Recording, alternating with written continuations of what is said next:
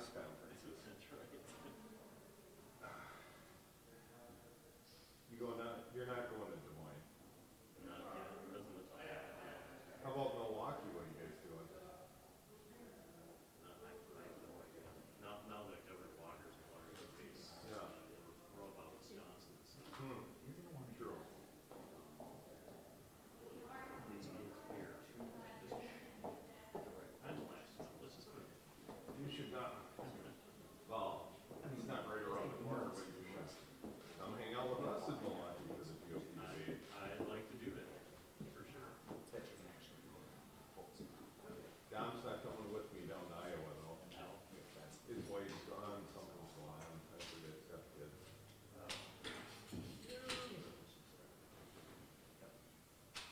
I know that situation. What's that? I know how that goes. Hey, I hope you don't mind me, passing your information on to Mike Ryder. Oh, no, that's great. She called me yesterday and left a message. I'm gonna call her back, so it's all good. Just a quick background, she's an attorney, originally, before she went into that line of work. Oh, that's good. Yeah, she's a smart lady, you know, occasionally gets busy like the rest of us, but I would say, seemingly is always on top of her stuff. I really enjoyed the business relationship I've had with her, which is how I get most people. Right. No, that was great. She called me yesterday. I've got to call her back today. So. That's good. Well then, I want to feel like you're in good hands. And I wasn't a total jerk for leaving a buddy in the lurch. No, I know you're better. Yeah.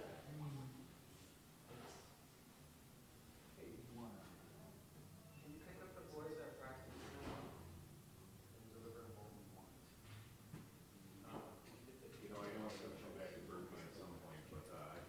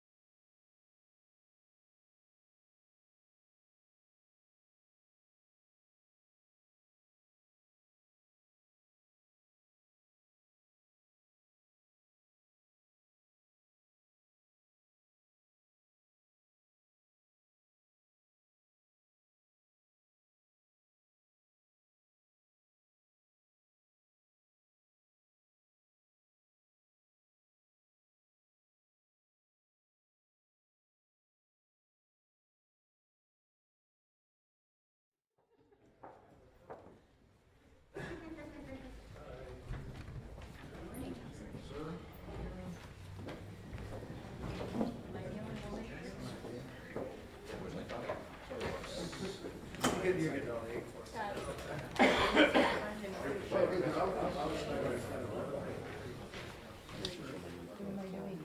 covering up the,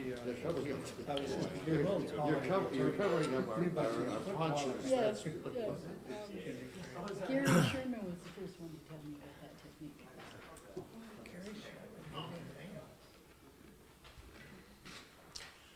Well, good morning. Thanks for being here. And Representative Steve Doyle is going to unveil an important new proposal that I would expect 90% of the public would agree with. So we're very excited about telling you about this. But you know, I talked to a friend this morning, and I was telling him that we're going to be coming back into extraordinary session. And I said, what do you think it's on? And they said, I don't know, roads? No, because roads have been in the news. Education? No, it's not on education. It must be on jobs. I know Wisconsin's been struggling with jobs. No, it's not on jobs. So think about this. Let's look at some statistics of things that need addressing that you would expect Republicans, if they were going to call an extraordinary session, what they might come in on. We're 34th in private sector job growth, 9th of 10th of the Midwest. Dead last in new business startups. Third worst in the nation in student loan debt. Third worst in the nation in road quality. The middle class is shrinking faster here than in any other state. Middle class empowerment, something else you might come in for extraordinary session. But no, we'll be coming in to feather the own nest of legislators to try and make it easier for them to win re-election. I mean, how sad is it that with all the challenges that we face in Wisconsin, the Republicans are going to call an extraordinary session strictly to enhance their ability to make sure that incumbents are reelected. Now, you know, I shouldn't be surprised anymore, but I have to admit I'm still surprised at how brazen the Republicans can be. You know, I mentioned once before at the end of last session how astounded I was that we would end the session with having two bills that were really prominent that last day. One, to make it harder for people to vote. Two, to make it easier for lobbyists to give money to legislators before you're even out of session. I mean, how brazen can you be? But now you're going to have an extraordinary session to pass new campaign finance laws that do just awful things for this state. You might call it an Incumbent Protection Act because it pads the campaign coffers for legislators, boosts the role of legislative campaign committees, opens the floodgates for unaccountable, secretive money to flow into elections in Wisconsin. And that's what they want an extraordinary session to be about. And make no mistake about it, I think if you polled the public and said, what do you think about this idea of calling an extraordinary session, I think most people would be aghast that that is what the priorities of the Republicans are. And there's no question that all legislators, frankly, Democrats, Republicans, stand to benefit significantly from this campaign finance bill, and that's why you could almost call it an Incumbent Protection Act.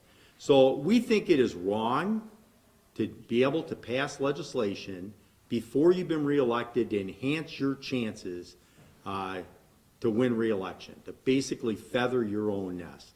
As you know, the Constitution prohibits legislators from voting themselves a pay increase until they've been reelected. So I want to introduce Representative Steve Doyle, who's been one of the architects of putting together a proposal to try and do something meaningful about this. And I have no doubt in my mind, if you poll the public, my guess is over 90% would support this initiative. Representative Doyle, thank you. Thank you, Peter. Our state constitution has always said that we in the legislature cannot change the law to increase our pay during our term or give ourselves other substantial benefits.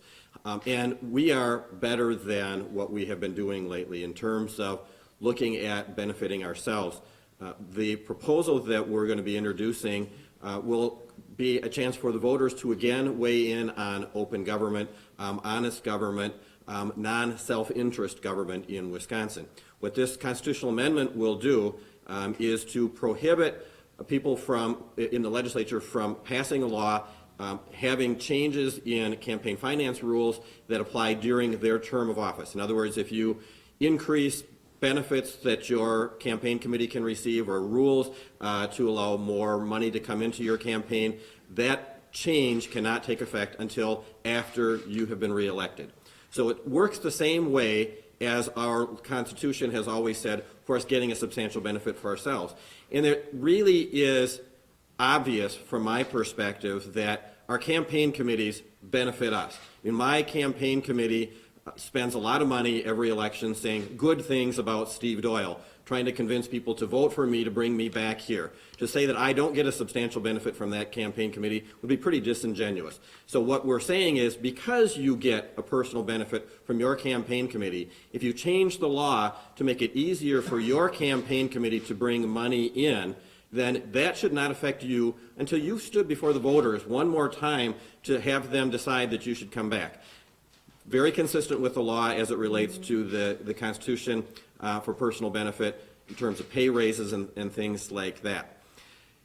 As I said, we are better than this. We have a long history of honesty and the highest level of ethics in the state. The direction that we've been going to lately, I think, really is a betrayal of that long history of clean, honest, and open government in Wisconsin. We want, with this proposal, to have a chance for the voters to say, we agree or we don't agree. But I can point out that in 1992, the voters did agree with a constitutional amendment that made it clear that you cannot do something that benefits you during your term of office. We want the voters, again, to have a chance to remind both parties that we're looking over your shoulder, and we want to make sure that if you're going to use Representative Barca's term, if you're going to feather your own nest, you're going to have to get reelected before you can put those feathers in. And so we'll be circulating the proposal for co-sponsors within the next couple of days or so, and hoping that both parties will come together and say, yeah, this is the history, this is the proud tradition of Wisconsin, and we want to continue that tradition. So we're happy, I think any of us are here to take any questions that you may have.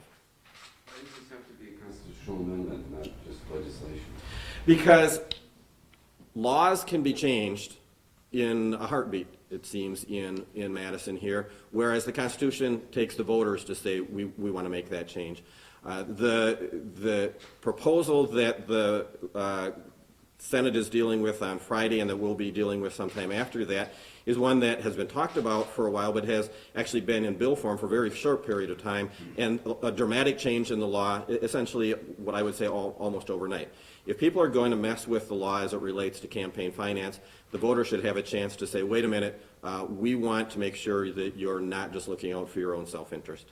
So if this constitutional amendment, for instance, the bill that Republicans are pushing right now for campaign finance, would not be able to take place until, or would not be able to go into effect until 2017? That is correct. Okay. That's exactly the intent, is for that type of thing. And, you know, make no mistake, we're not saying you never can change campaign finance laws. I mean, for example, donation limits. You know, as time goes on and inflation and so forth, you're going to want to revisit those laws. Great, but have it take effect after the next election. Let me jump in on that too. I just want to make sure that it's clear. Representative Mandela Barnes had that exact amendment to say that if we're going to make these campaign finance changes, let's not get the benefit of everybody making it easier for everybody currently in the legislature to be reelected. And you know, incumbents already have such an incredible advantage in reelection. You know, incumbents, I don't forget what the percent is, but I've seen statistics. It's like greater than 90% of legislators generally get reelected because, you know, you've got staff, you've got, you know, you send out information on what you're doing. You're paid full time to go around your district to explain what you're doing for people and try and win people over. But with this type of bill that's been put forward, which just enormously enhances people's ability to get reelected by being able to bring in, you know, unlimited corporate dollars for the first time, by being able to have unlimited individual donations. And then the lack of disclosure that you have that's been written about in the veil of secrecy, where people don't even know where this money is coming from, you know, could lead to corruption. So that's another problem that we have. But the main point being that, you know, legislators can at any point pass laws such as this. And this is one of the most egregious. You know, as Jay Heck says, we've gone from, you know, first to worst. And so you're really feathering the nest of legislators to be able to make it far greater that they're gonna be reelected. And that's why we had that amendment. I was sorry they rejected it. I'm hoping that in the Senate, they'll see fit to realize that this would be wrong, to feather your own nest for your upcoming election, now less than a year away. They should not do that. So we are hoping and we'll be encouraging the Senate to at least adopt that amendment. If you're gonna make these changes, don't have it so that you and your campaign benefits at the expense of challengers or people that are out there that want to have these seats. Or at the expense of the public. It sounds like this bill is going to come back to you next week. Are you going to recuse yourselves again? And do you think Senate Democrats should recuse themselves from this bill? I think all legislators, if you're gonna benefit in that particular campaign cycle, you're benefiting your campaign enormously. So sure, I would advise anybody to recuse himself. Just like in landlord-tenant cases, you've seen Democrats and Republicans recuse themselves if they own large tracts of apartment buildings and they know that they're gonna benefit substantially from the bill that's before you. This has been, people have recused themselves in many different cases. Now, obviously, if they were to add the amendment to not have it take effect in this particular campaign cycle, that's a different story. And that's part of the reason why this, change makes such sense, is that it, just like pay raises, if you think the legislature deserves a raise, bring it forward, but then you can't make sure that you don't get that raise. It has to be for the next legislature. And this is even more important in many respects because you're directly affecting democracy by helping to re-elect the very people that are making these changes. And when you make changes such as this bill in particular, which, make no mistake about it, will make it far more difficult for challengers to be able to beat an incumbent, you should not do that in this cycle. So I have every confidence that every Senate Democrat, I expect, will vote for that amendment to not allow it to take effect in this cycle. And I just hope that some Republicans that are sensible will do the same thing. And I plan on talking to Senator Fitzgerald on the next day or so and ask that he add it to the bill. I know they're still making their final decisions because they're not coming in until Friday in extraordinary session in the Senate either. And I'm going to ask them to consider putting that in there. I think just a basic sense of fairness, basic sense of doing what's right and what the pattern has been in Wisconsin, and I hope they'll do that. Technically, when you recuse yourself from something, you're supposed to recuse yourself from the entire process, not just the final vote. So why, if this was we researched this one.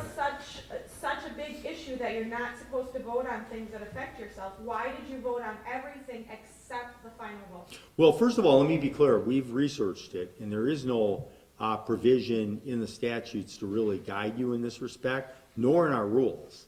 So it's not completely clear. And the precedent has been set for landlord-tenant bills, that came up in the last couple cycles. When people have recused themselves, the pattern has been that they have voted for amendments, and then in the final passage, they didn't. And think about it. For instance, if Mandela Barnes's amendment had passed, I would not have recused myself. And as far as I know, and I think I've taken thousands upon thousands of votes, I don't think I've ever missed a vote in my life, in Congress, nor here in my first cycle or my last cycle. So this is not something we took lightly. But I just felt that it would be wrong to have such a substantial benefit to my campaign committee in the cycle in which I have to stand for re-election. And so I hope that that amendment will pass. We're going to be pushing it. And but similar to past landlord-tenant bills, that's been the pattern. People have voted for amendments. And when you think about it, maybe you would change it so that you wouldn't have such a substantial benefit, so that landlords wouldn't have such a huge advantage over tenants. And if that law had changed, maybe some of those landlords wouldn't have felt the need to recuse themselves. It's a decision you make yourself.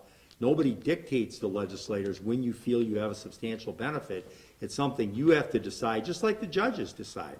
In the Supreme Court, many people thought it was absolutely outrageous that some of those Supreme Court justices didn't recuse themselves when they had contributors before them that gave them tens of thousands, if not hundreds of thousands of benefit in ads and spending that they did.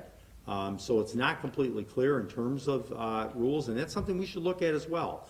We met with the Speaker yesterday about bringing a joint leadership committee together and formulating an agenda of things that we should be talking about together. And that's one thing I intend to put on the table. I think we can make these laws clear. Because I answer that also. I think there's a very important that we try to reform a bill. And if we can't reform a bill, then we have to recuse ourselves. But I think we were trying to make the bill so that we could have voted for it. And that was the Mandela-Barnes Amendment. I don't think there would be any question that you should try to improve a bill. But if you then, when it's finally in its final form, and then it causes the conflict of interest, that's when you have to recuse yourself. Any other questions? Yeah, I'm confused about the interplay between this proposal for the constitutional amendment and this amendment to the bill. Oh, no, it's just. They're separate, but I mean, if this constitutional amendment were actually to be approved by 2017, would it have an impact on this bill if it passes? Clearly it would. Well, then what it would state is that if in fact you are voting for a campaign finance provision to affect your own reelection, that you would have to not allow it to take effect before you've been reelected. So it wouldn't affect the current legislators. And the idea is so you can't feather your own nest, so you can't make it easier for yourself to be reelected. I mean, as outrageous as this bill is, I would imagine Republicans are probably still at work trying to think up more ways to make it more certain that incumbents will win reelection. But as you know, to enact a constitutional, no, it's not retroactive. To enact a constitutional amendment takes passage by two successive legislatures, and then it goes to the voters. So this proposal that the Republicans are considering or putting forward, that the Senate will vote on Friday and we later, will not be affected by this. That will have been passed into law, presumably in some form or another, well before the voters have a chance to vote on this amendment. Oh, I'm sorry. This would be for the future. He's right. Will Democrats on joint finance vote for the full transportation funding like Nygren wants today? Well, on that, Nygren now has come up with a new proposal to change the equation here. So it wouldn't just be the $200 million in bonding, it would affect 2 years. So I know that Representative Taylor has asked that the Secretary of Transportation or somebody from DOT appear before them so that we can have a better sense of how that money would be spent. So I think there are some questions there that we want answered.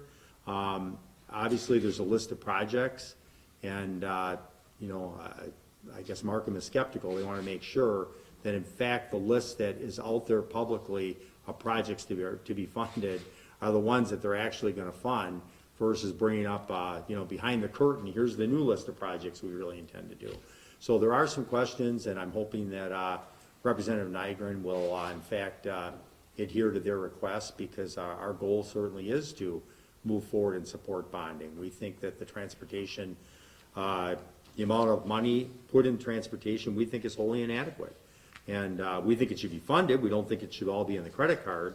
But clearly, the $350 million is what passed in the budget, and we do want to have that money move forward. But we also want to make sure that there's accountability, and so the public, as well as legislators, know what projects it's going to fund. Peter, should all of these legislative pieces be looked at separately?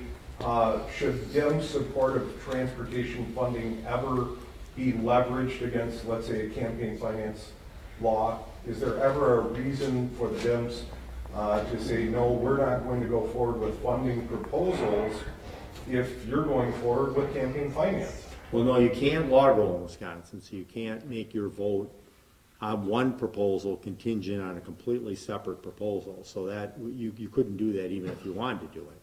And so each bill comes up and you take it on its own merits. And in this case, it's the issue of are we going to put forward the bonding immediately, which I personally would like to see done. But I also understand our members of finance that want to just make sure, from the transportation department, what are we actually funding? I think that's prudent on their part. And I'm glad that, both Representative Taylor and Hintz are both making that request. It seems unlikely that Secretary Gottlieb would go before this meeting today. Is there any reason to believe that the Republicans could honor that request? And well, I think if they don't, are they a yes or a no in that circumstance? Well, I think there's a couple ways to accommodate. Obviously, I think the preference that we have is to have the Secretary there to answer questions and to make sure we're clear. The Secretary could send a letter answering these questions prior to the vote. Secretary could pick up the phone and call the members of finance and give him his personal assurance. He's a person of honor. We certainly trust his word. So there's a number of ways that this could be accommodated. But personally, I think what they would prefer, and I share their desire, I think it'd be better if he did appear, because, you know, it's not just the legislators, the public should know as well. So he could provide the public some assurance that these are the projects that we intend to fund, if in fact the whole $350 million is released.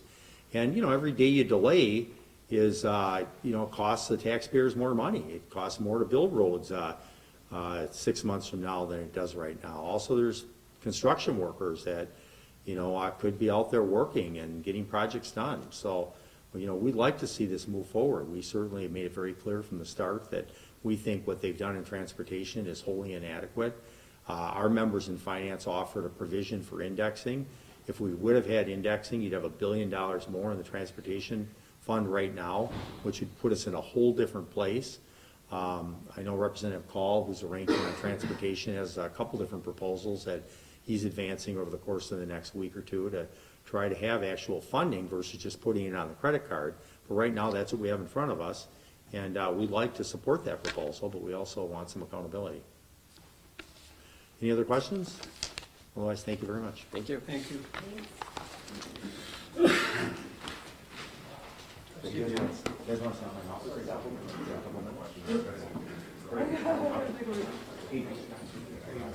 Maybe it wasn't the right Yeah. spirit.